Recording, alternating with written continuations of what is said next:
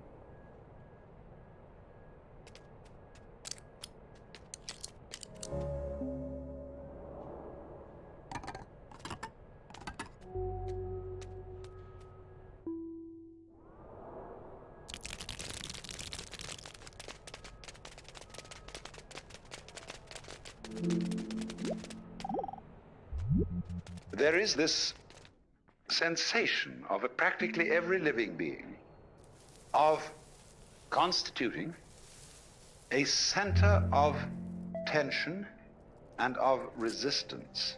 That is to say, of being a little bit blocked, or shall I say, of being in the way, being in one's own way. Imagine the opposite. Let us suppose, for example, that you got up in the morning with a feeling of total transparency. There's no resistance in your organism to the external world. You just float through it. You're part of it, it's part of you. And just in the same way, for example, that when you see, if you see well, you aren't aware of your eyes. But if there's something wrong with your eyes, and you see spots in front of you, then you are looking at your eyes, and your eyes are getting in your own way.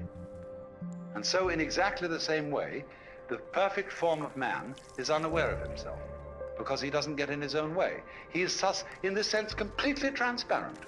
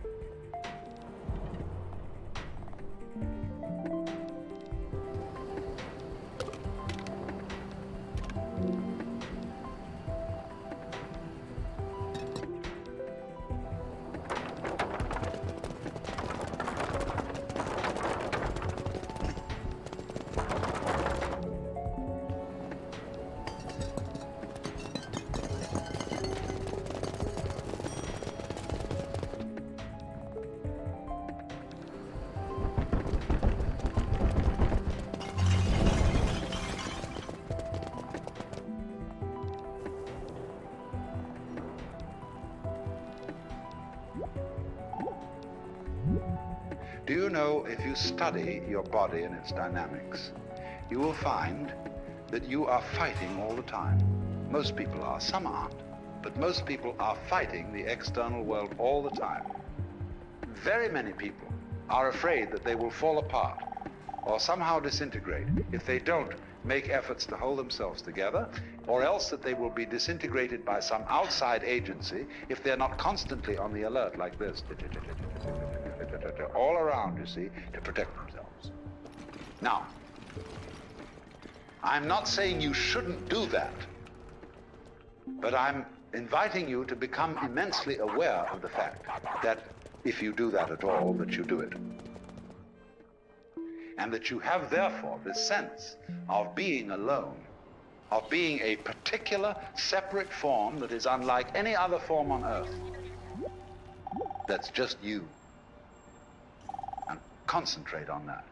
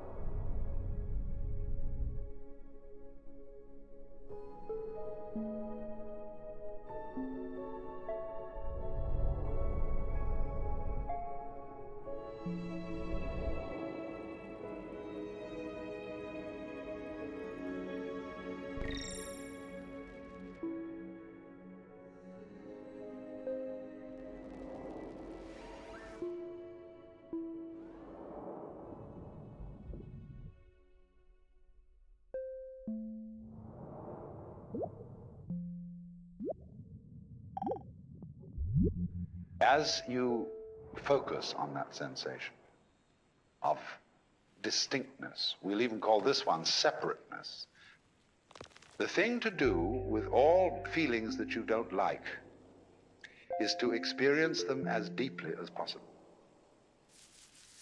and go into the inmost depths of loneliness, and indeed, let us say, the inmost depths of selfishness, Because you see, the sensation of being you, this curious, lonely center of awkward sensitivity, subject to the most peculiar feelings and pains and anxieties and all that sort of thing, all that is an essential prerequisite for feeling something else. These two experiences go together. So what anyone or any being whatsoever who has a sense of centrality, who has a sense of selfhood, who has a sense of identity, that sense of identity is inseparable from something else going on that is defined as not being me, as not being under my control, and that may jump at any time.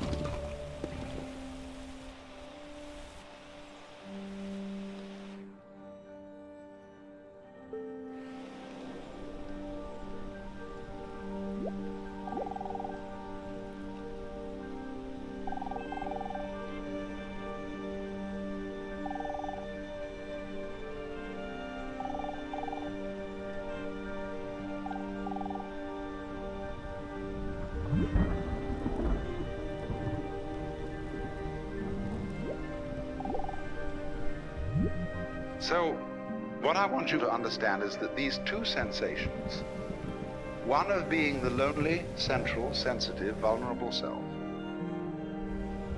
living in the midst of a world that feels other, but is not under your control.